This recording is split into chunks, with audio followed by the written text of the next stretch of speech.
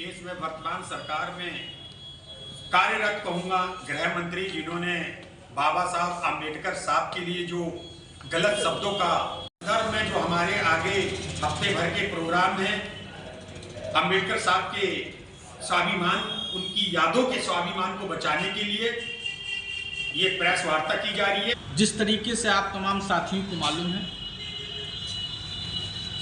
कि बाबा साहब भीमराव अंबेडकर जी जो भारत के संविधान के निर्माता हैं, उनके बारे में भारतीय जनता पार्टी की सरकार और भाजपा के नेताओं ने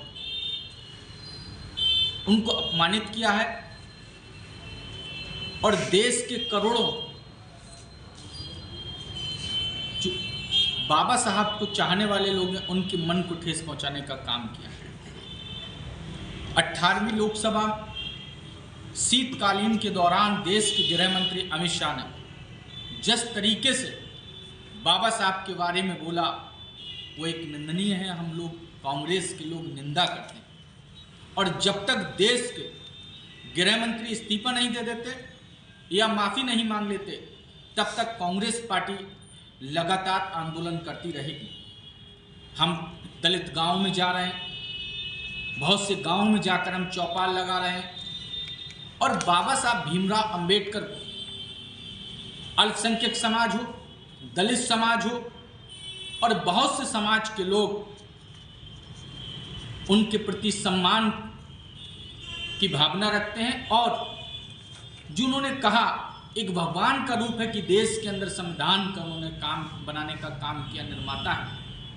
ऐसे में हम तमाम गांव में चौपाल लगा रहे हैं और जब तक चाहे हमारे यहाँ बाबा साहब भीमराव अंबेडकर संविधान मार्च हम लोग करेंगे 24 तारीख को, लगातार हम ये आंदोलन प्रयासरत करेंगे कि बाबा साहब के सम्मान को जिस तरीके से ठेस पहुंचाई, या तो भारतीय जनता पार्टी की सरकार तत्काल प्रभाव से जो कहते हैं नरेंद्र मोदी जी कि हमारा 56 इंची सीना है, हम 56 इंची सीना तब मानेंगे जब आप गृह मंत्री जिन्होंने बाबा साहब भीमराव अंबेडकर जी का अपमान किया उनसे इस्तीफा मांगिए, उनको बर्खास्त करिए और जब तक ये माफ़ी नहीं मांग लेते और जब तक यह पद से नहीं हटा दिया जाता तब तक कांग्रेस पार्टी लगातार ऐसे आंदोलन करती रहेगी और लगातार ये हमारा संघर्ष जारी है। कि अभी हफ्ता भर 4-5 दिन पहले ही भारत के गृह मंत्री अमित शाह जी ने जो बाबा साहब आम्बेडकर साहब के लिए बयान दिया है, मैं समझता हूं जब से देश आजाद हुआ इससे भद्दा और इससे गंदा बयान किसी भी नेता ने भारत रत्न प्राप्त वो भी बाबा साहब आम्बेडकर साहब जैसे नेताओं के लिए कभी नहीं कहा था। जो नेता 140 करोड़ जनता का प्रेरणा स्रोत हैं, जिनके द्वारा आज हम इन जो जी रहे हैं, जो एक दूसरे के अगर गलत भी हो जाए तो सहते हैं, उनके द्वारा बनाए हुए संविधान के कारण कांग्रेस पार्टी नहीं, इस देश का बच्चा बच्चा अमित शाह जी के बयान का विरोध करता है और उनसे इस्तीफे की मांग करता है। और मैं एक विनम्र तरीके से कहना चाहता हूं कि अमित शाह जी जैसे व्यक्ति को, जिनके दिल में एक भारत प्राप्त रत्न, जिन्होंने हमारे संविधान की रचना की, उनके लिए उनके मन में अगर ऐसी भावना है तो उन्हें गृह मंत्री के रूप में रहने का अधिकार कदापि नहीं है। मैं उनके इस्तीफे की मांग करता हूं। पूरा भारतवर्ष इस बात को जानता है कि हमारे देश के गृह मंत्री अमित शाह जी ने जो अभद्र भाषा का प्रयोग किया है, जो भारत रत्न श्री अंबेडकर जी का अपमान किया है, भारत रत्न श्री अंबेडकर जी का ही अपमान उन्होंने नहीं किया है बल्कि पूरे देशवासियों का अपमान किया है। ऐसी अभद्र भाषा का प्रयोग करने वाले की हम कड़ी निंदा करते हैं और घोर भर्त्सना करते हैं। जय हिंद, जय भारत। आखिर क्या कहा था उन्होंने ये कहा कि जितने हमारे भारत के लोग और जितने दलित समाज के लोग जो जितना अंबेडकर जी का नाम ले रहे हैं, अगर इतना ही नाम भगवान जी का लेते तो 7 जन्मों के पाप उनके माफ हो जाते। अंबेडकर दलितों के मसीहा हैं, पूरे भारत देश के भारत रत्न प्राप्त व्यक्ति हैं और ये पहले व्यक्ति हैं भारत देश के जिन्होंने 197 अनुच्छेद, 397 अनुच्छेद और 9 परिशिष्ट भारत का संविधान बना के तैयार करा। जिसकी आज पूरे भारत में भूरी भूरी प्रशंसा होती है। भारत में ही नहीं अपितु पूरी दुनिया में।